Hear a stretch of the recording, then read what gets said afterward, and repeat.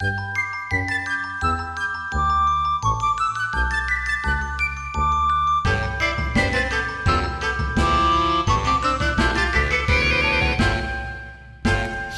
moms won't say. Good evening, everyone, and welcome to Shit Moms Won't Say. If you don't know my guest tonight, it's probably one of two things. You either live under a rock or you're lying. She is one of the most popular mommies on the internet and one of the most honest ones out there as well. Super, super funny. Author of Scoop the Poop and her new book, Ask Me What's for Dinner One More Time.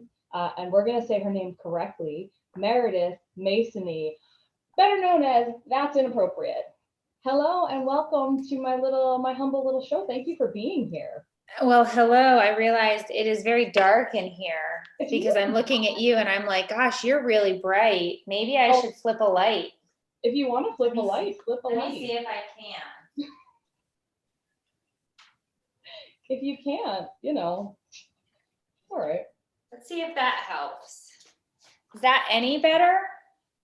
It really was fine before. I'm cheating with a ring light because I'm so. Well, I have mine over where we record the podcast, so I just turned it in case that was better because it looked like I was hiding in my closet, which normally I am, but that's okay. I probably should have brushed my hair. Jaundice maybe, but whatever. Yeah, you look a little jaundiced. No, I'm just kidding. You look a little pale. Are you okay? Okay, well, welcome to my show. I'm excited to have you here. I'm a big fan of yours, and I know a lot of my viewers are big fans of yours as well. So, thanks for making the time. But I want to level set because you are like a true mom. Like you do all this cool shit, but at the end of the day, like when we just signed on before we were chatting for a few minutes, like you were screaming for your dog to be let out. Like you're a mom, I'm a mom, obviously, before I get to do anything else really, that I want to do or need to do, of course my job is a mom. I do all of the things that every other mother is doing. I'm doing all of the laundry, the dishes, I think I vacuumed dog hair for hours today. It was just everywhere. And I guess they shed more in the winter, which I was unaware. I don't know why I didn't know that, like as a thing, because my other dog doesn't shed.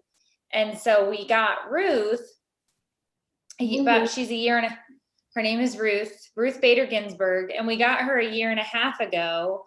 But I don't remember her shedding. Yeah.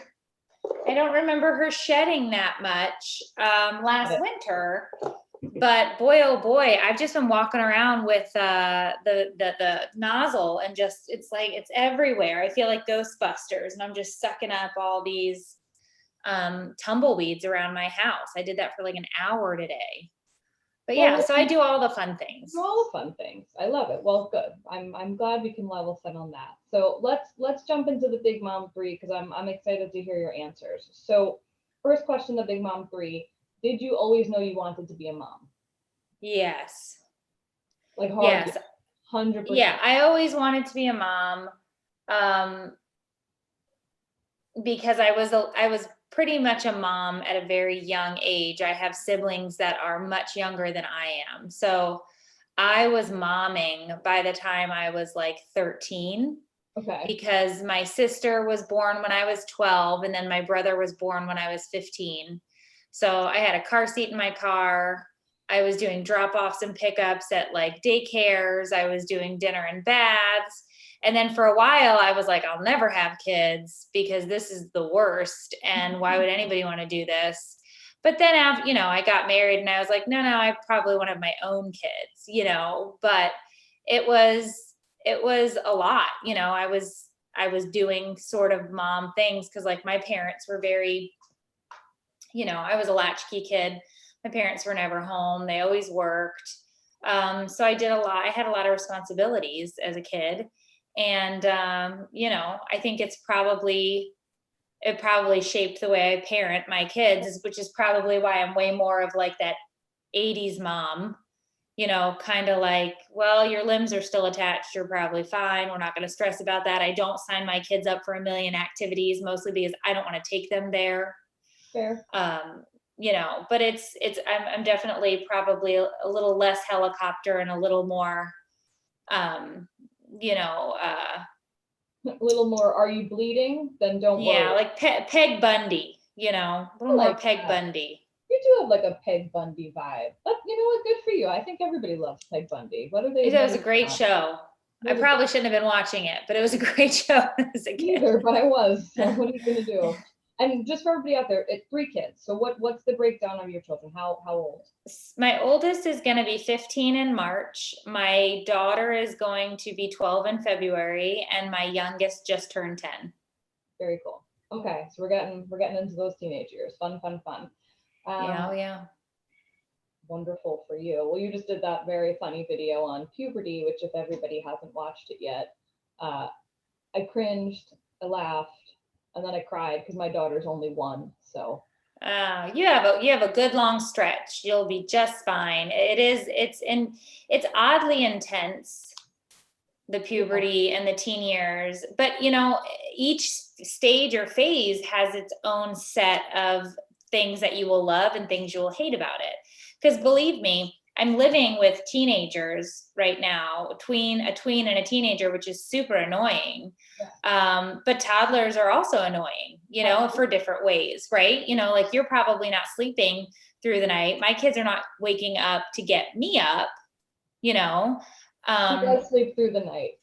Well, that's great. And the thing that I always say is, that's the thing that I always say, like I had one who slept great, and then I had one who slept like crap, and then I had one who was always in my bed, and it just depends on the kid. My daughter was like the perfect baby. She slept through the night. She did everything. She turned 1 and then she was possessed by demons. So it was this very weird like chain of events where I was like, no, you're a good baby. And she was a terrible toddler. Right. And then my oldest was a terrible baby, colicky, awful, never slept, and was a great toddler. So I think it just depends. It's all of these phases and ages and stages that we go through. And there are times where I remember sitting on the couch and like putting their tiny little toddler tootsies together, and you like pretend to bite them, and they thought it was so cute. And, so you miss that, but like, I don't miss the temper tantrums in Target because you didn't get something you wanted. Although it's a bigger temper tantrum now because they're larger and they yell more. But the point I'm getting at is it's all a stage. It's all a phase. It's all a stage, and you just roll from one into the next. And they're all going to end up in therapy anyway, so it doesn't really matter. I always say, forget college, prepaid bail bonds, prepaid therapy. I like it. Second question of the Big Mom 3. What is the shittiest or most backhanded piece of advice you've ever gotten from another mother or parent? Let's see. So I get a lot of comments and a lot of advice and a lot of emails from people every single day about the terrible job that I'm doing as a parent. Really? So there's a lot. Oh yeah, there's a lot.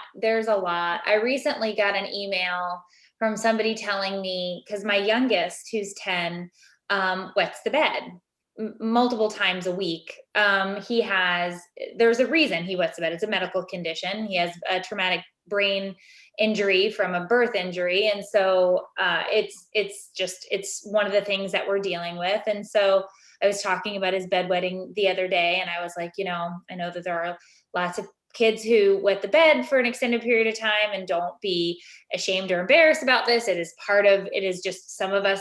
That's one of the things we have to deal with. And this woman was like, how dare you shame and talk about this live? This is your child's business and not that. And I was like, whoa. I'm normalizing something that is normal. Yeah. First of all. Second of all, it's not like I had my kid and I was like, he wets the bed. I was talking about being understanding and kind and caring and how we work through this as and he knows that there's a reason that he wets the bed. He's very well aware that my son is on the spectrum. He's very well aware that he has autism. He's very well aware that his brain is wired differently. And we're not going to shy away or not talk about things that encompass either his diagnosis or something that has happened, because I know there are other parents out there, but I will get these emails like, you are, you should keep your business to yourself. Why are you putting your family on blast? And it's like, we're all going through the same stuff. That's why people come here. That's why people come to this platform. That's why people want to commiserate and vent and get like a virtual Facebook hug. Like, it's because we're all going through this. So I get a lot of the, quote unquote, I wouldn't call it backhanded advice necessarily. I mean, people tell me to get dressed and brush my hair. I look like a disaster. You'd feel better if you look better. I get that one. I guess that's backhanded. You'd feel better if you looked better. And it's like, would I feel better if I looked better? Maybe. What's wrong with people? Maybe I would. People. I mean, I think, I don't know if people are really want, like, if they are saying that to be mean, or if they're saying that because they actually legitimately think it's true. But I also don't have a problem with the way I look when this is how I look. I say all the time, this is my face. I think you look good. This is my face. Like, this is what it is. And it's what I always say, this is what I serve up. I'm not, I don't wear fake eyelashes. I don't know how to do my hair really. I do the best that I can. And the people who do those things, like, good on you, go for it. Like, you do you, boo. I'm not that. That's not me. I have a friend of mine who I don't think I've ever seen her without a full face of makeup. She always she's always on. Even when we work out, the chick is on point. And it's like, girl, you do you. And that's something that I don't enjoy that, because to me, that's not where I want to spend my time, but I can appreciate how she would want to, but I don't know. People are just so, they can be a bouncy thing, because like your platform is really, like, in the last like several years has really taken off. And like, I think the reason that it's taken off, aside from you being very funny, like, you're very honest. And I think people are jealous sometimes of people who don't give a shit what other people think about them. That you're able to just, and maybe you do personally care a little bit, but like that you're able to go around and just sort of be yourself and bring issues forward and say, like, I'm normalizing this and I don't care what anybody thinks about it. I mean, you're welcome to your opinion. It just won't necessarily impact mine. And that's what I always tell people. Like, everybody is entitled to an opinion.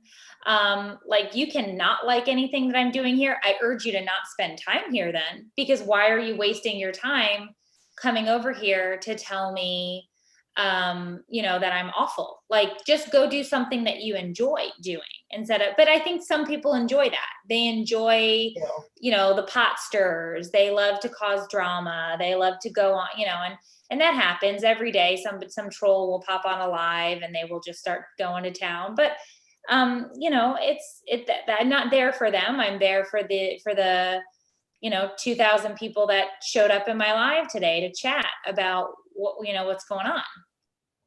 So, I don't know. People are weird. People are so weird. I actually didn't even think about that when I asked you that question. I was like, oh, it's going to be someone from our personal life. Like, I didn't even think, like, you probably get hounded by people telling you all of the things you're doing wrong. So that's very interesting to me. Like, that was not even every day. That was Meredith's answer. Interesting. Every day. Well, good one. All right. Third question of the Big Mom 3. What is a skill or a superpower you had before becoming a mom that you think has really helped you as a mom? I am super anal retentive. I've always been anal retentive, and that's a double-edged sword because I can't sit still. And I don't know if that's my anal retentiveness or my ADD or whatever, but like, I can't sit still. I am always doing something or, cleaning something or picking something up or whatever. And I was always that way. I was always very fidgety, very all over the place, but I've learned to harness that to be able to sort of quote unquote, stay on top of things as best I can.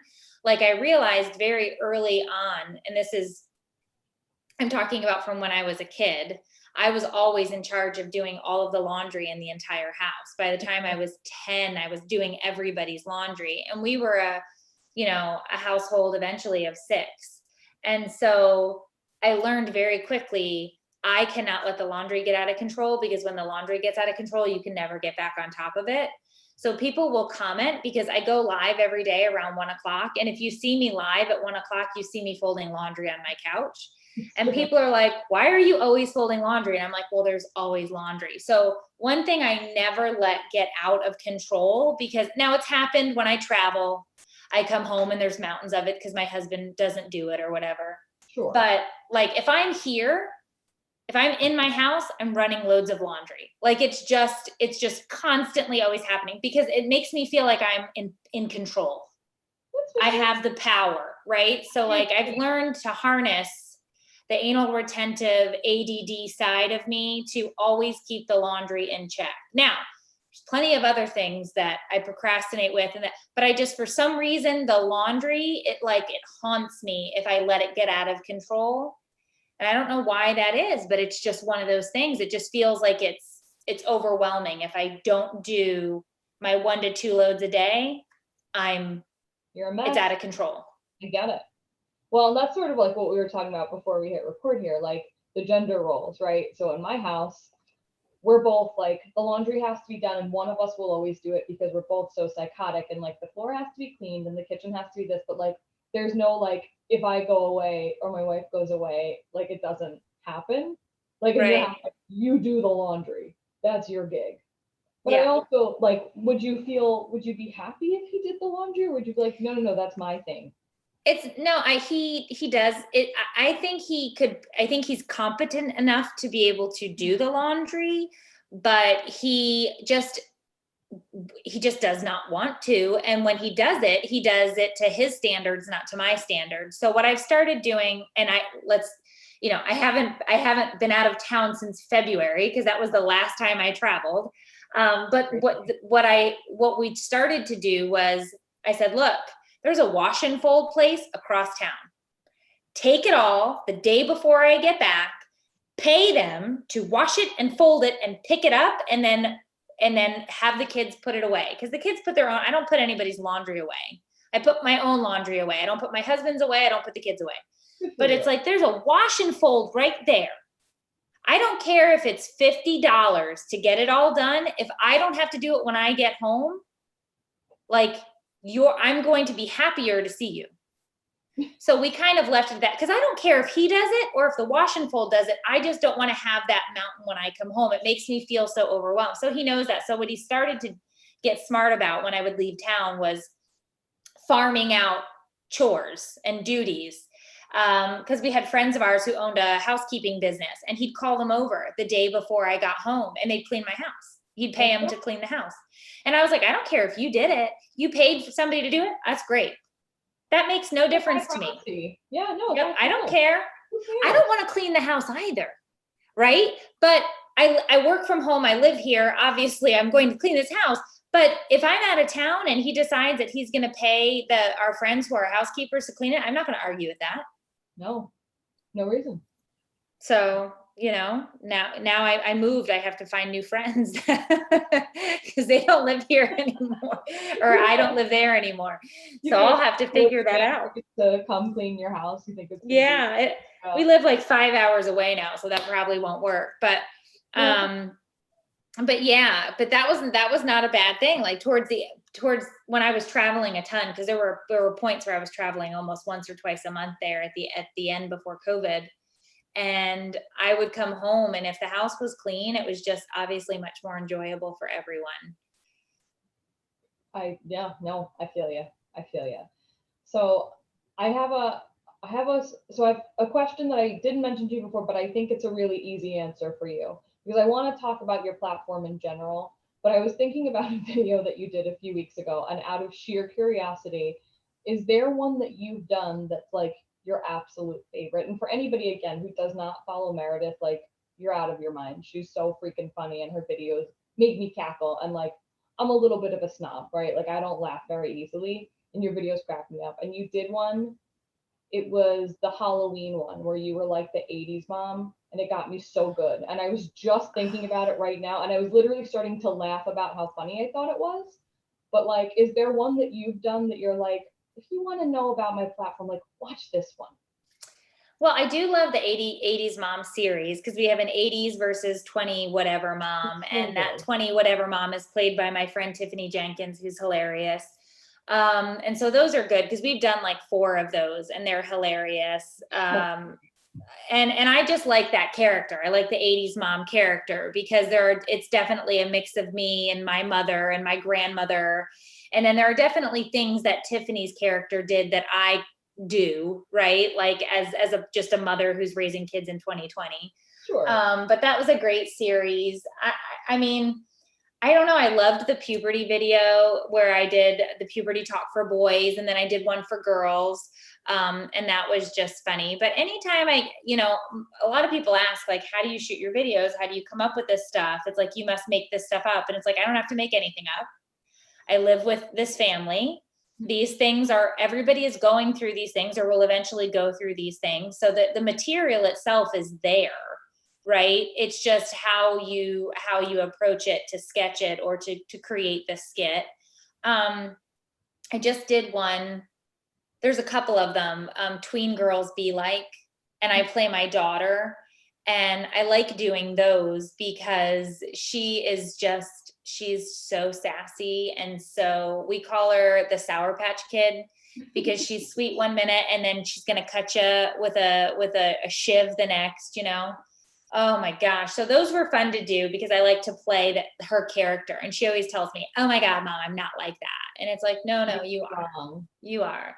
But I don't know. I mean, there's lots of them that people always say that the video that brought them to my platform was the man cold, which was definitely funny because it's real. The man cold is real. And my husband will suffer from it every year, a couple of years, and he becomes incapacitated.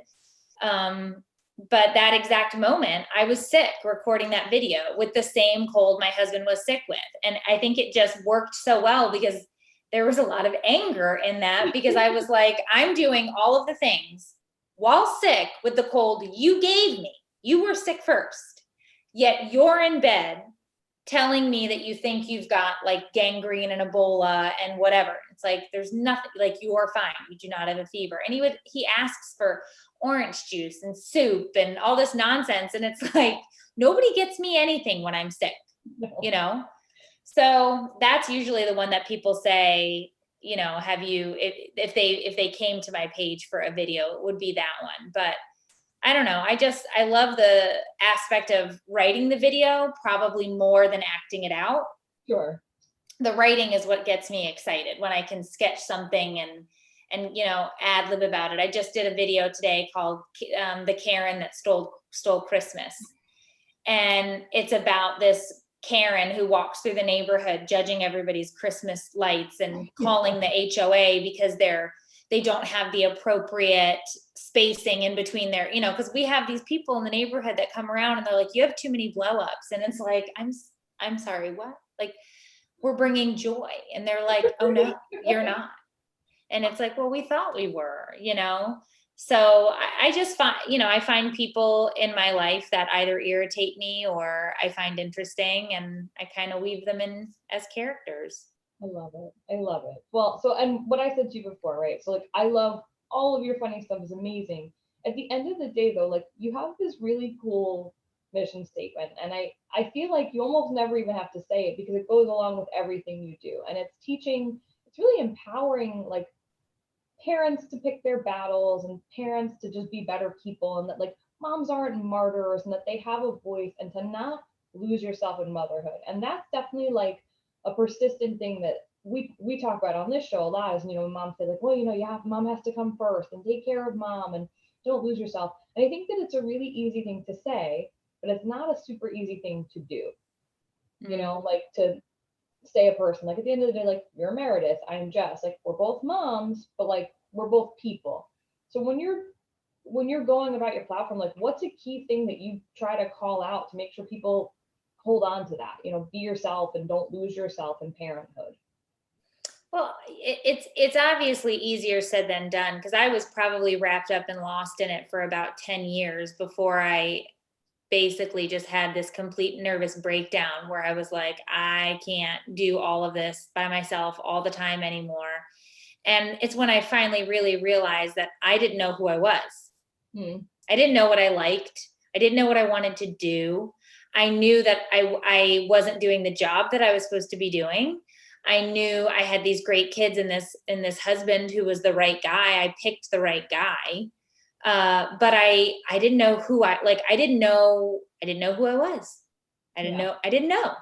And that was scary because I was 34 and I was like, how did I get to this point and not know who I was? And I think that happens a lot in motherhood, because we get these ideas when we're younger of the things that we're going to do or what we want to be. And I don't think it's very realistic to be 8 years old and know what you want to do. But I can tell you that when I was 8 years old, I wrote a book that ended up getting picked, and it was published for my class in like 3rd grade or whatever, or 4th grade. And I remember saying, I really like to write. I really like to write. And somewhere along the way, after college, I stopped doing that.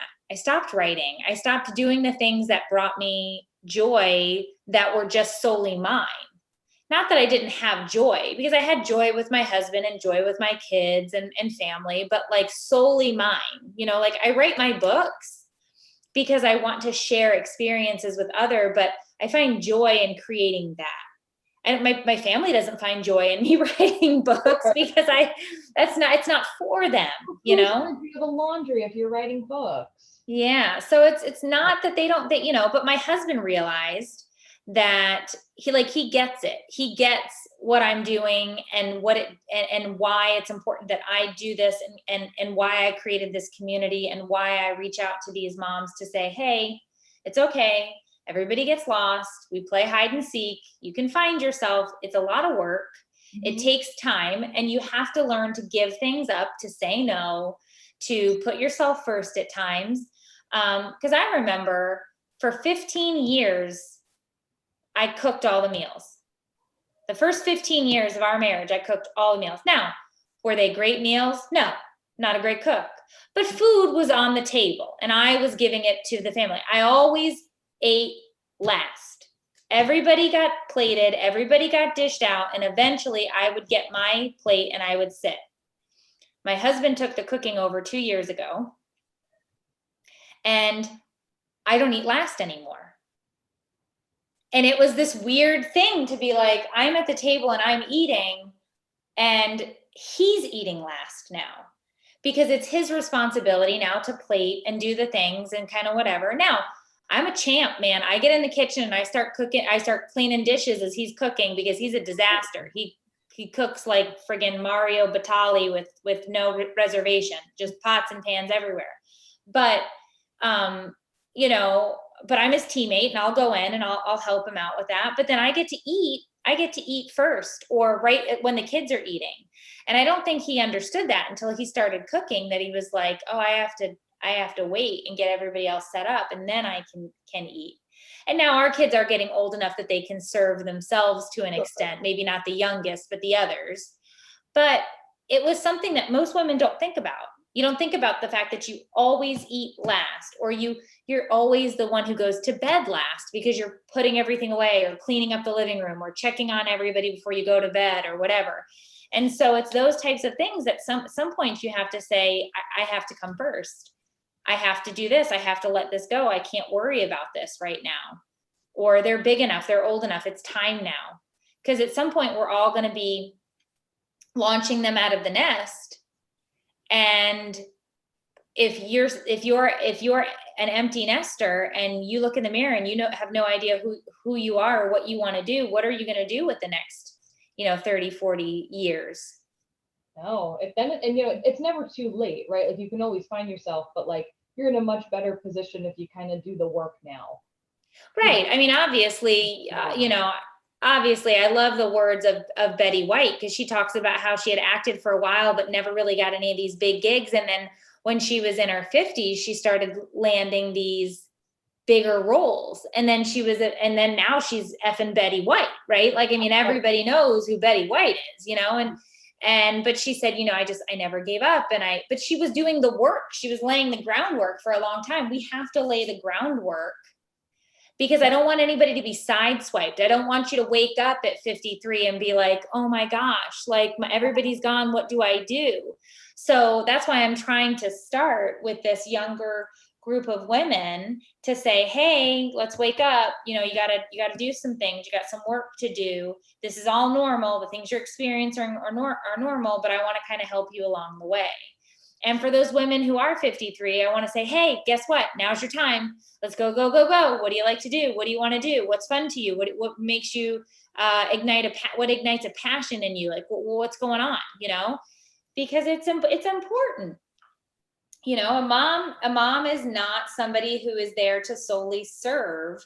Your purpose is much larger than that. It's not just about laundry and dishes. It's also about teaching your kids that they can, moms will say, you can grow up and be whatever you want.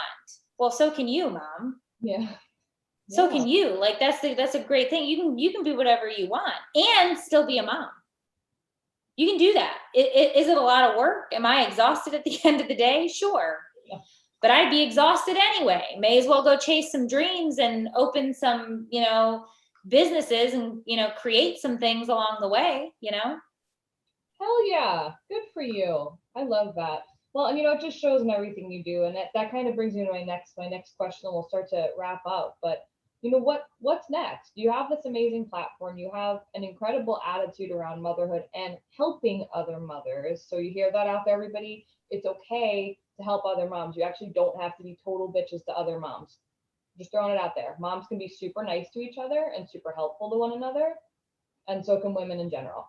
Anyway, I digress. But so, what's next? You have this amazing platform, and you have listeners. You have people who you have their attention and trust you.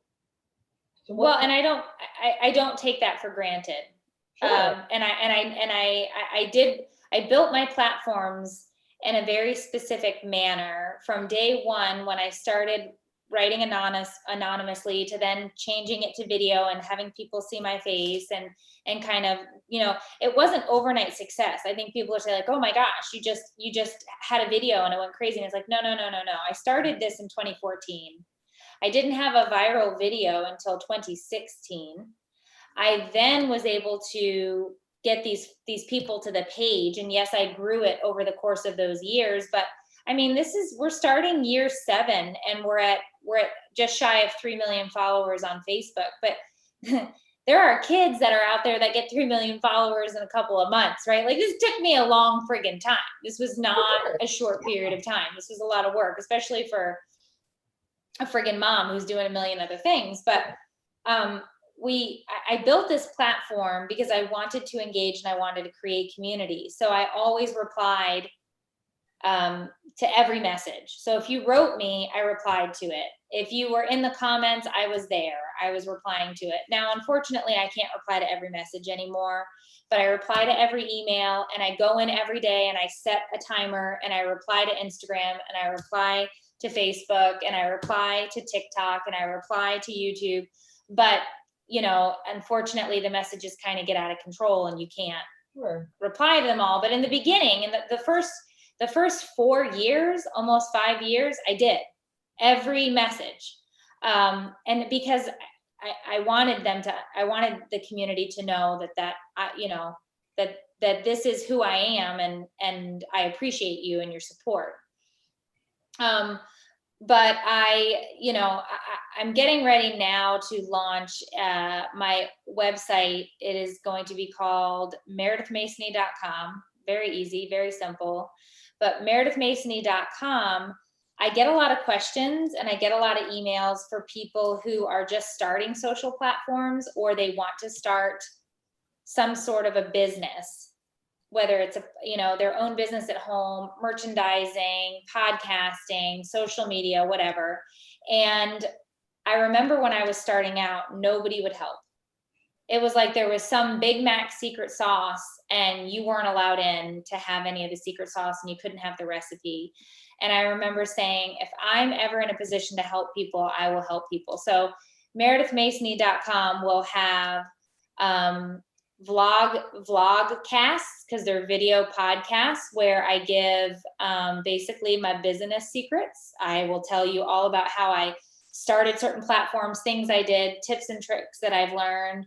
I will have where there'll be an online library of books that you guys can utilize, that will be for, for different aspects of your business, or when you're setting up a website, or when you're doing, creating t-shirts or whatever, because like I have a t-shirt business. And so, I just want to help people. Like, how do you create videos? How do you create podcasts? How did you write your book? How do you, so I want to give that information, out, and I'll also connect you with people who helped me do the things that I'm doing, so that you could, start your own thing.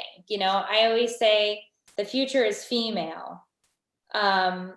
And I believe that, and I believe in women run businesses, and I believe in, I'll tell this short story before we go, but I was on my way, and it's in the book, it's in Ask Me What's for Dinner One More Time, but I was on my way to a Chamber of Commerce women's business event. And I get in the car, and my husband turns the car and he looks at me and he said, well, that's what you're wearing? And I said, what?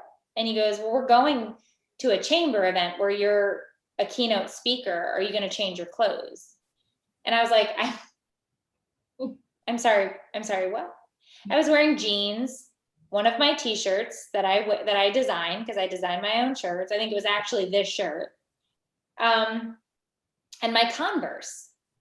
And, he's like, this is a business event. And I said, well, I know. And they contacted me to keynote about my business. So I'm going to show up the way I run my business. And I am going to dress the way I would dress as if I were addressing anybody when discussing my business, because I don't wear business skirts and jackets. It's not a thing that I do unless it's mandatory. If it's mandatory, I'll do it. I'll get a jacket. I had to for a meeting in LA one time. I had to fly out there for something, and they were like, bring a jacket. And I was like, got it, I can get it. Sure. But that was a requirement. If you want me for me, that's what you're going to get. And that's how I built my brand. It's how I built my business. You're not going to get something else. This isn't a what are those? What is that called? A switch up, bait and switch. Bait and switch. That's not what this is. Like you're getting. The same woman who's on her couch folding laundry is the same woman who's giving the keynote speech at any of these events. And I'm not going to, put on heels and a skirt to deliver that, because that's not who I am. It's my preference, and it's the way I built my business and brand. And at first it was like, when my husband said it, I got scared that I had screwed something up. And then I realized, no, he's wrong. Yeah. And here's the thing, he's a smart man and he's right a lot. But when it comes to my business and my brand, it's what aligns with my vision, my mission, not his.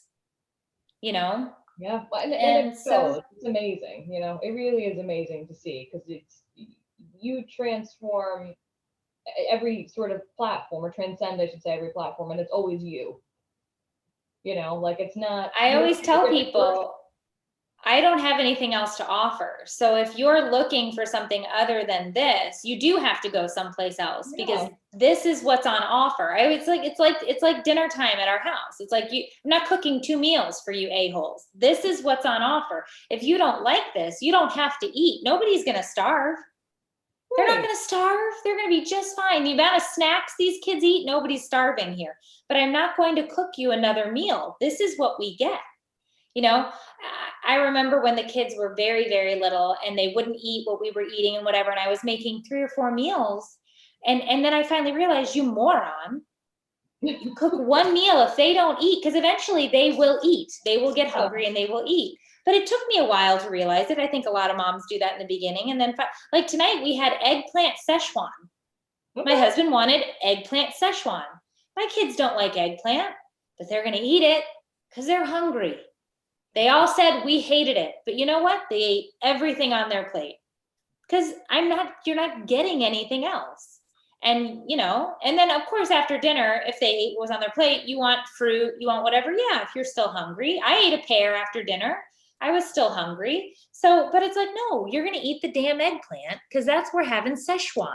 Everybody's having Szechuan, So I don't know. Well, good for you. And that platform sounds amazing. And, I think it's a great resource, and it's super kind, right? And I think that's something people don't necessarily understand when they're on and I'm really just sort of dipping a toe in this world, and it was never really my intention to be in the world, but now sort of here I am. And to see all of these moms that have been doing it for a long time, all be so kind and all be so welcoming, I think you probably had a lot to do with that because you were sort of one of the OGs, and you I don't know. I don't a little bit. Yeah, I don't want to take credit for anything, but what I can say is that I do believe that there are lots of good women out there who at any given moment, I could pick up my phone and shoot a text and say, hey, what do you think of this video? Hey, do you want to cross promote? Hey, do you want to do this? And there's a solid group out there that have really come through, and I've met them at conferences and I've met them along the way. And it's been great because 7 years ago, there were women that I reached out to that just wouldn't give me the time of day. And I was just trying to figure things out. And that you're going to find that in any business or in any realm, in any industry. But I always said, if I can find a way to help somebody when they start their business, I will do that. I mean, I was a teacher in my past life, so I do enjoy that aspect of this. But that is definitely something. We're also going to try and put together a podcast tour when things open up. So we're hoping summer 2021. That's going to be the goal. We'd love to get out and be with people. We all want to travel. And I'm hoping to put a great tour together with myself, Tiffany, and a good friend of ours, Dina Blizzard from One Funny Mother, as the opening stand-up. So I hope that will happen. I'm throwing it out into the universe. We've got some meetings that we're trying to put together to see if we can make it happen, but I want to be back out with people. I miss people. I think people who don't like people miss people at this point. Absolutely. Even introverts are not trained for this. This is a whole new. Yeah, this has just been way too much. But and it even made me a little sad today because I was doing all of my Christmas shopping, but everything was being shipped. Yeah. And so I'm not buying presents and wrapping them to give to people. I'm buying things online to shipping them to their houses so that they can give it to their kids or whatever. Cause it's like, I'm not going to see anybody.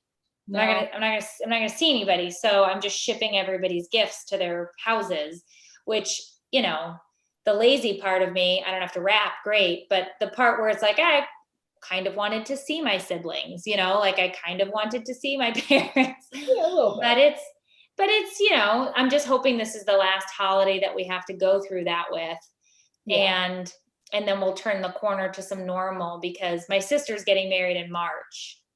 Okay. So I'm hoping by March. For March. There's hope for March, for sure. We're crossing our fingers. It is an outdoor wedding regardless, but it still freaks me out. I haven't been in a crowd of people, since February. Yeah. Nope.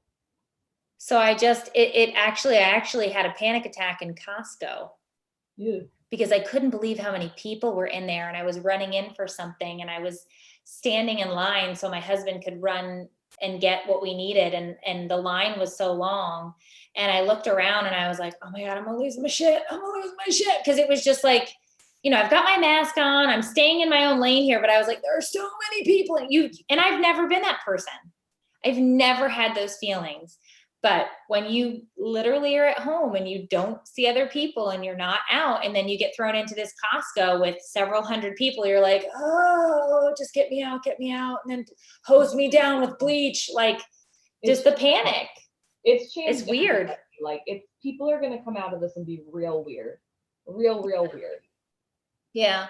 But the hope then is that there'll be some real funny weirdos. That is the hope. I hope weird is usually funny. That's true. That's true. Yeah, I mean, I'm very, very weird. Yeah. Yeah, so totally weird. Well, let's start to wrap it up. It's been such a treat having you here. I have 2 final questions for you. So, first question, what is something, and you have kids of all varying ages, what is something you cannot live without as a parent? An iPad. Nice. It's probably not the right answer. It's the right answer. Just Nintendo Switch, some other electronic device, a cell phone. Good enough answer. It totally works. And then the final question, what is something you know now that you wish you knew before becoming a mom? Oh, just how to let things go. You can't do everything. You can't be everything. You cannot, you just can't. There's no realm in the universe where you can get it all done, have it all, be it all. It's about picking your battles and making choices, because balance doesn't exist. You cannot stand on a tightrope and be handed all of these things and continue to maintain perfect balance. You have to let things go. If you want to find the balance, you have to drop things off. Otherwise, you're going to just fall off the damn tightrope. And I talk about it in the book too. It's like, congratulations, you're pregnant. Now imagine you're out in the middle of the ocean and you're carrying the kitchen sink, a cinder block, all of the toys. The stork drops a baby in your arms, and now you're told to just tread water for the next 18 years. Like, that's parenting. Like, it's this constant state of treading water. And you're exhausted, but you got to keep your head up. You got to, if I can keep my head above the water, I'm not going to drown. And it's like, so you let something go so you can float. Let that go, So it's hard, because we are told from the beginning, through social norms and through what society tells us, that we have to die to ourselves, be the best mom, and do all of the things and do them right and do them well, and not really have an opinion about it, and suck it up, because you should just smile. If you smiled more, you'd be happier, and you'd look prettier, and just brush your hair and just smile more. And it's all bullshit, And so I just think that you have to let go of a lot of that, because the more time you waste assuming that person, the less time you have of being who you are supposed to be. That's a hell of an answer. Good job. I love that answer. Well, listen, thank you so much for being here. Where can people follow you? Again, if they don't already follow you, like, I don't know what the fuck they're doing watching my show, but like, where can people find you? So on Facebook, it is now just Meredith Masony. On Instagram, it's Meredith Masony at That's Inappropriate. TikTok is Meredith Masony at That's Inappropriate. I still don't understand the TikTok, but I'm trying really hard. A lot of like movements and things. I don't do the dancing. I think you should. I should not. I'm a very good dancer, but only if you keep your eyes closed. That's fair. It's the only way you'll know I'm a good dancer. Feel your rhythm, The rhythm moves me in ways that nobody should move. And nobody should see. But I love it. But I should not record it for the TikTok by any stretch. But I do some sketch stuff over there. It's just I'm learning the whole 15-second thing, which is like I'm old, so it takes me a while to understand how to do things. But yeah, so it's pretty much Meredith Masony anywhere. You can get both my books on Amazon, on Prime, and I think they're on sale right now for the holidays. Nice. So they don't ever tell me, but I'm pretty sure I saw somebody sent me a message, said your book's on sale. I said, great, I already own a copy. Thank you. I wrote it. I don't need to read it, but thank you. I have it saved on a napkin. Well, Meredith, thank you so much for being here. And thank you guys for tuning in to Shit Moms Won't Say. You are making my quarantine super, super fun. So thank you very much.